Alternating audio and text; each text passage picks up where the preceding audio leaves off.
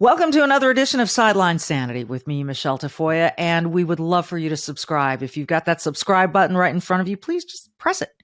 We want to bring you great content every day that we bring you this podcast, and we think we do that. So please subscribe and, hang with us every day. We'd love it. Today, we love it because we're talking about a topic that is, I think, crucially important, and it is the 1619 Project. And why do I think this is crucially important? Because I disagree with the 1619 Project, and many historians, economists, and others disagree as well. It is formulated on a lot of flimsy stuff. There are holes in it that a running back could run through. And yet it continues to be placed into classrooms. It is a Hulu project now, a mini series, a documentary series. And a number of writers over the National Review, among others, have looked at this very, very closely, have done the fact checking that the New York Times refused to do on this initial project. And they have exposed all of the faults with the 1619 Project. Today, our guest is Phillip Magness. He is an economist, and his article is entitled The 1619 Project's Confusion on Capitalism. The Hulu series has made it abundantly clear that history is no longer the primary purpose of the 1619 Project, assuming it ever was. Phillip Magness, I could go on and tell you about all the accolades this man has received, but let's just suffice it to say for now, he writes for the National Review. He has delved deeply into this project. He's a respected economist, and he joins us next. For nearly 3 decades, she's reported the action from the sidelines. She started very young. She's covered the NBA, NFL, Olympics, and the college football and basketball national championships. And now, during these insane times in our world, Michelle Tafoya thinks we need a serious dose of sanity. This is Sideline Sanity with your host, one of the sanest people on planet Earth, Michelle Tafoya.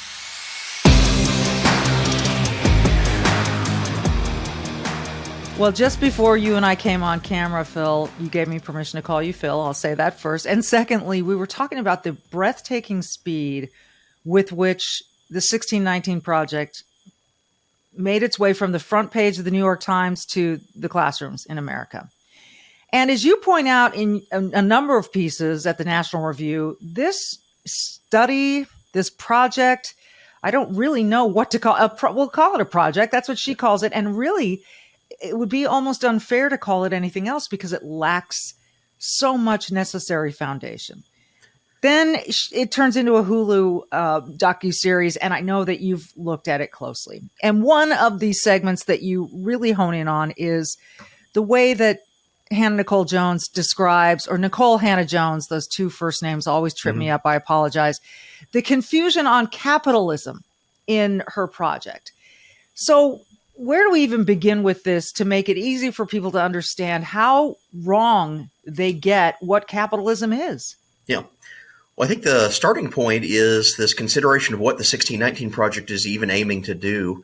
And it started as this journalism venture that's moved into the classrooms. It came with a prepackaged K through 12 curriculum that the New York Times has pushed, and now it's a Hulu series that's connected to that. But the problem is they undertook a study of the economics of slavery, which is an important historical topic. I don't want anyone to be confused about it. This is something we should absolutely study, but they did so without any understanding of the economics of slavery themselves. In fact, the main consultants they used for this segment of the 1619 Project were non-experts that had zero qualifications or credentials in there, and then they've since backfilled it by some really fringe, kind of cranky Marxist-style economists and economic advisors that they brought in to try to bolster up that original defect. There has been backlash for sure. I mean, you're not the first person to notice these errors, these soft sort of issues with this. Yeah. Maybe they're bigger than soft, but these problems, these holes in the theory. How is this thing still standing given what you've just described? Well, at this point, it is a conscious decision of the New York Times to ignore expertise, to ignore factual corrections. And I've had direct exchanges with the editor of the New York Times Magazine on this issue, especially over the capitalism point. I was one of the first people that called attention to some major errors in this capitalism essay. One of them being the author Matthew Desmond had misrepresented another person's work on the growth of the cotton economy in the antebellum South of the United States. Had basically misinterpreted some statistics, pointed them to the correct error or the correct interpretation of them, and they refused to do anything. In another one, they were claiming that Microsoft Excel spreadsheets were descended from plantation accounting books, which sounds like a farcical claim on its surface. It turns out this had been from a misreading of another source. You move to the Hulu series, now they're making the same claim that Amazon.com warehouses today are the lineal descendants of the slave plantations. So it's really far-fetched notions of this kind of intellectual genealogy that doesn't even hold up to minimal scrutiny, and yet they refuse to do anything to correct it. Not only that, they double down on it and just find another example to import into the same stale metaphor that they were using in the first version. Stale metaphor is a good description. I mean, the Amazon comparison is striking, and for me as a former NFL reporter, I can't help but compare it to Colin Kaepernick comparing the combine to slave trade. That all these white owners come in and examine them. The problem there is, Colin, no one is forced into the NFL combine, and players are paid quite handsomely for the job that they do. So don't please offend or reduce slavery to something that akin to the NFL. Yeah. So I know in the Hulu project, the Hulu version of this, they show these sort of juxtaposed images of cotton picking and these Amazon warehouses where they're packing and doing the things that need to be done in order to deliver Amazon goods. I don't know how you can even compare those two. How do they try to get away with this, and why is it unsuccessful? Well, it's propaganda in the way that they've used the videography in the series. But what it really comes down to is their version of capitalism, their definition of capitalism, which they waver and fluctuate around, but they ultimately settle on something. They say that basically capitalism is inherently exploitative of workers. It's the exploitation of workers. And they go to this Marxist historian, Robin D.G. Kelly, who has some really fringe, out there theories about the history of the civil rights movement and what he calls racial capitalism. But it's from the very, very far edges of the academic left. And his entire argument is that anything that is a transactional relationship between an employer and a laborer is necessarily exploitative. And because of that, exploitation exists in free labor. It also exists in slavery. The two are effectively united in that sense, which is, it's an inversion of the history of the abolition movement, which was all about free soil, free labor, free men. The classic slogans of the abolition movement were to point out that the slave system of the South was antithetical to capitalism. Yep. Again, it's stunning to me how they get away with this, and how this, for her own purposes, for their own purposes, which I think are ultimately to influence a whole new generation of people. And it's terrifying to me that the educational elitists, or whatever you want to call it, the intelligentsia in America has decided this is a good thing to teach, and when it's so flawed. So when you try to explain capitalism to people in a very simple way, I mean, I think I know what it is, but it seems to me there's some debate on this topic lately in America, and it's striking. Yeah. So how would you define capitalism and compare it to the way that the 1619 Project tries to? Well, I think capitalism is mostly a descriptive term for free and voluntary exchanges of goods and services in exchange for payments. It is also associated with certain historical institutions that have emerged. So robust systems of a rule of law, property rights, contract enforcement, basic mechanisms. It's descriptive not of a system that's imposed from above, but it's descriptive of a system of exchange that basically emerges spontaneously when the right institutions are in place and when the right cultural norms exist to basically support this type of exchange. So it's, we think of economic exchange as something that is not directed by the state or a central entity. It's directed by individual consumer preferences. And everyone else has a different preference than I do on what I desire to spend my money on, and vice versa. It's very individualistic and voluntary. And yet the way the 1619 Project approaches it, to contrast it, they take it almost in the Marxian framework. They view capitalism as like this imposed system of exploitation that the elite, the haves, the bourgeois have put in place over the proletariat, and this causes constant strife and struggle over material resources. And the progression of history is to be toward proletarian revolution in the Marxian system. Their twist on it, and this comes out of Matthew Desmond's 1619 Project essay. He asserts that slavery is a disruption in proletarian class consciousness, and it's the reason why Karl Marx's predicted revolution doesn't come about in the United States. He says almost that exactly in the book version of his essay. So you have a really weird, twisted, ideological version of capitalism at the core of the 1619 Project's narrative, and it's not in sync at all with how, say, an economist or most Americans would even use the term. On this show, I like to promote a feeling of strength within every individual. Like, you are really in control of your own life if you want to be. And one of the things you might need to think about is, what are all your backup plans for when things really hit the fan? I mean, things have already hit the fan in this country. We see people in food shelf lines and all the rest. But what if things really hit the fan? You might want food stored in your pantry, in your basement. Let me tell you about 4Patriots. 4Patriots.com can help you create your own backup plan, a stockpile of the best-selling foods. We're talking good for 25 years, super survival food, hand-packed in a family-owned facility right here in the USA, giving jobs to over 200 Americans. They've got these sturdy kits. They're compact. They're waterproof. They easily stack their lunches, breakfast, dinners. And right now you can go to 4Patriots.com, use the code Michelle with one L to get 10% off your first purchase on anything in the store, including this 3-month survival kit.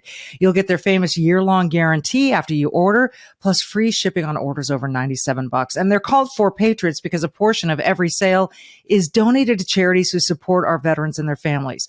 So go to 4Patriots.com. That's the number 4Patriots.com, code Michelle, Michele, to get 10% off.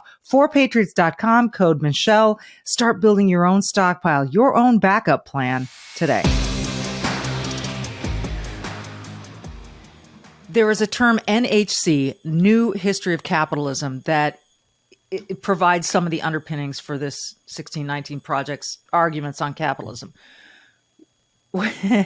Whenever I see a new history, I think, I don't know, history is a grouping of facts. How can there be a new history of capitalism? What is this school, this new history of capitalism that they cite?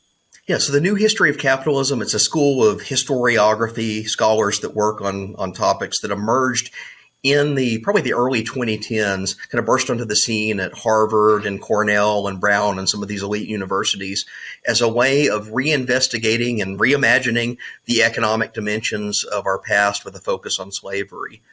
So it burst onto the scene promising to offer a new interpretation of the economics of slavery. In particular, they say it's wedded to capitalism. They also stress things like cotton as a major driver of American industrialization.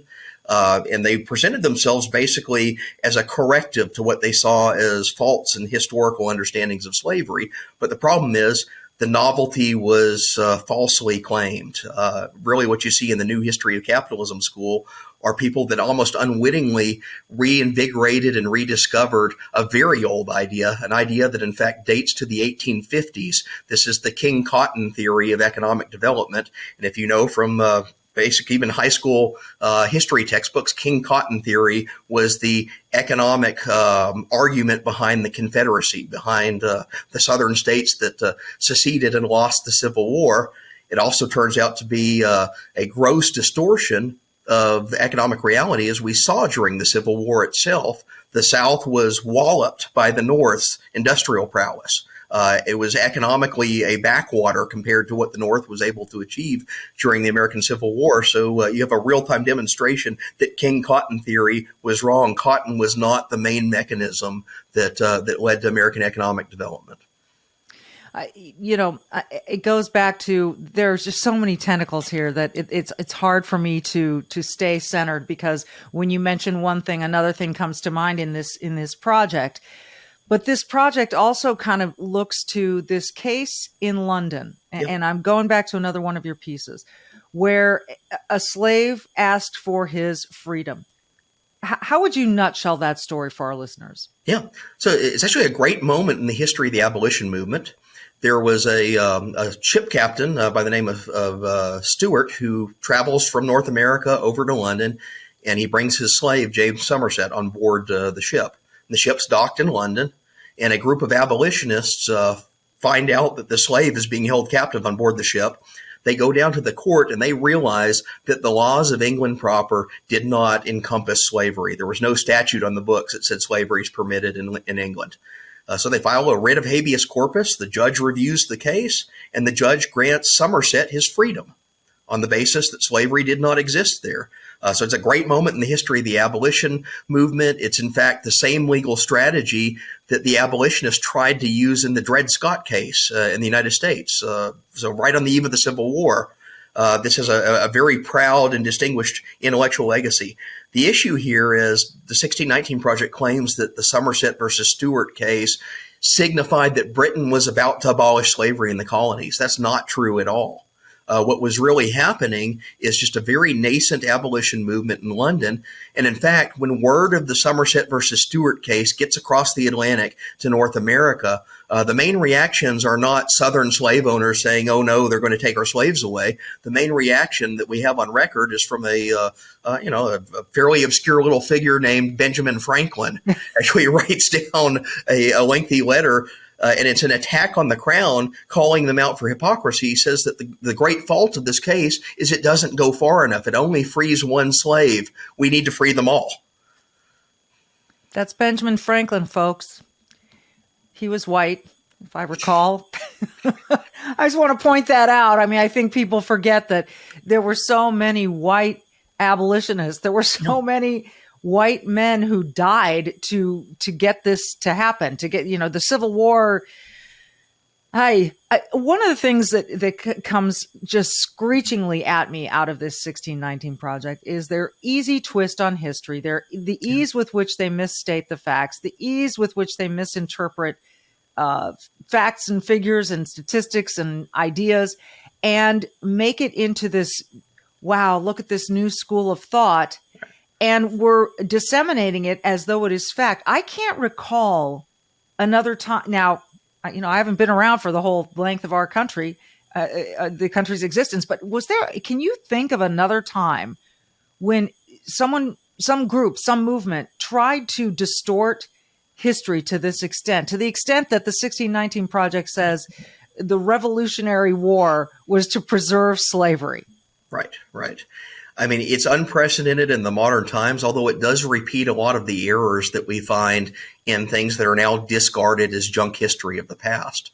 The one I keep going back to, there are distinct parallels between the arguments the 1619 Project uses and the arguments that slave owners used to defend slavery on the eve of the American Civil War.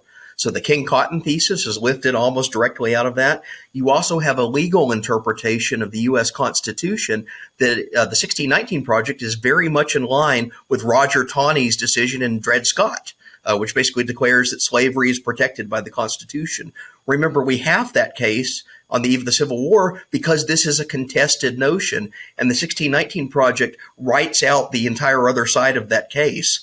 It's one of the reasons it brings about the Civil War is because the country is divided on it. Half the country is not buying into Roger Taney's argument when the court issues this decision. They're furious. They're up in arms about it.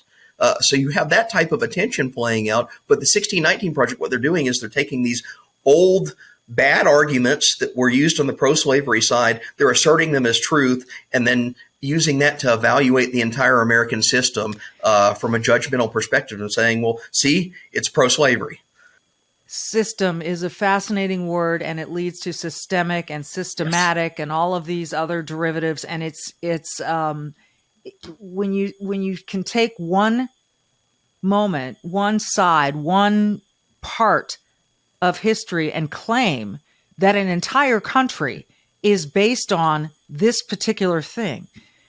It's anecdotal. It's not. It's not correct. And again, I feel, and I was talking to my producer about this earlier. I feel like people are just they don't have enough time to really get into the details. Right. They don't have enough time to waste on really discovering what truth is. And so they kind of go, ooh, this is a neat, shiny object over here. Let's look at the 1619 project. It was produced by the New York Times. That's big time. That's credible. That's holy cow. Where are we going with these kinds of narratives? Well, yeah, and it represents a breakdown in the media of even being able to do its basic jobs of fact checking, of using credible sources. And this started the day the 1619 project was published in 2019. There were criticisms that emerged. I was one of the first critics out the gate on the economic side, but others looked at this claim about the American Revolution and said, wait a minute, your facts are wrong. Yeah. And then what we find out about 3 or 4 months later, lo and behold, the New York Times' own fact checker, was a historian by the name of Leslie Harris at Northwestern University. She breaks her silence and says, before this was published, the paper contacted me to fact check this claim, and I warned them against making it. And they ignored me. That was basically the revelation that she offered, which was really kind of stunning, because it shows that the project had an ideological narrative it's continued to cling to without any regard or consideration for scholarly history, for the process of correction, for the process of discovery that takes place there through academic dialogue. It's all about maintaining a single narrative. And the further we've gotten into the Hulu series and the book version and all these other derivatives, they've doubled and tripled down on the errors. So they've actually made the content worse. They haven't taken the opportunity to do some introspection and correction that would be necessary. That they've actually tried to bolster up the same problems with even worse scholarship and even flimsier claims. Yeah, it just undercuts the whole project. I mean, I think if there were some sincerity about it, if there were some points to be made, then we might all be open to that. I think that everyone was very curious about this when it first, but then when it first came out and it kind of, its foundation was that the founding of America was when the first slaves arrived. Right. And this notion too, that slavery is unique to America and that no one of a different pigmentation was ever a slave. In other words, I mean, we've had Irish slaves, we've had slaves all worldwide from time evermore. And there was another thing that you said in the article that talks about capitalism, that because cotton was sold outside of regions where slavery was legal, it therefore somehow made. I want you to elaborate on this because you did it so eloquently, but you then drew that comparison to, there's slavery in China, right? And we do a lot of trade with China, right? And so how would you describe that comparison? Please do a better job than I just tried to do. Well, it gets back to the flimsiness and fluidity of their definition of capitalism. They try to reduce capitalism to any economic exchange. And this is a point that I try to draw out at almost every opportunity. Accounting is not unique to slavery. They used accounting in the Soviet gulags. That didn't make the gulags capitalism. They used accounting in the ancient world. That didn't make the ancient world a capitalistic society. In fact, what they are talking about as market exchange is just something that's a condition of human behavior. Even in the least free societies in history, people still figure out ways to trade. So like in prisoner of war camps, they trade cigarettes, they trade food items. Mm-hmm. This is economic exchange because it's basically human nature to do that. So when the 1619 Project says, well, other societies in other countries in the world that didn't have slavery used cotton from the South to make their textiles. They're basically engaging in a fallacy here that would be the same as if we declared communist China today a capitalist society from the fact that it has exchange with the United States. We declare Venezuela a capitalist society because it trades or at one time traded oil with other parts of the world. So these are basically farcical reductionism that's at play here in the way the 1619 Project is using exchange as a stand-in for capitalism. But they really don't have any other answer because, their definition is just so askew. When you, just from a macro perspective here for a moment, when you look at this whole project, the 1619 Project, and from your standpoint as an economist and knowing what you know and doing the research that you've done, how damaging is this project and its permeation through society right now to to to the way we perceive ourselves in this country? Yeah. Well, it has undermined the credibility of not only journalism, but the academic history profession, which has seen itself as being in the purpose of promoting a very specific ideological narrative. They see this as the ideologically fashionable thing to do. It's the correct political argument to make, even if the facts are a little bit flawed. So therefore, we overlook the flaws. What this does is it advances a very short-term political argument that may be suited to elections in 2023 or 2024, but for the long-term study of the past, it's irreparable damage. I see the 1619 Project as something that's going to be viewed by historians decades from now as a moment in history where our basic mechanisms of fact-checking and evidentiary standards broke down because there was a political objective that superseded those. So that's the type of damage that I see happening. Do you think that the 1619 Project has led to this seemingly accelerated ambition of reparations? Absolutely, and they've stated this as the goal. So I just published a piece the other day through AIER's website where we do some calculations on the reparations proposal they put forward in the series. So they claim that reparations, in order to make amends for slavery, would need to be in the amount of $13 trillion with the T dollars in public expenditures out of the federal government. And whenever you ask them the question, this Nicole Hannah-Jones has been confronted with this many times, well, how do we pay for that? $13 trillion doesn't just magically appear. She has no viable answer. She won't commit to saying, well, we're going to raise taxes. She won't commit to saying, well, maybe we take it from Social Security, Medicare, and all the other things the government does. Although when you're in that dollar amount, that's the necessary trade-off you have to do. Yeah. She basically says we should just debt issue it. And when we examine what a $13 trillion injection into the money supply would be, you think inflation's been bad over the last year?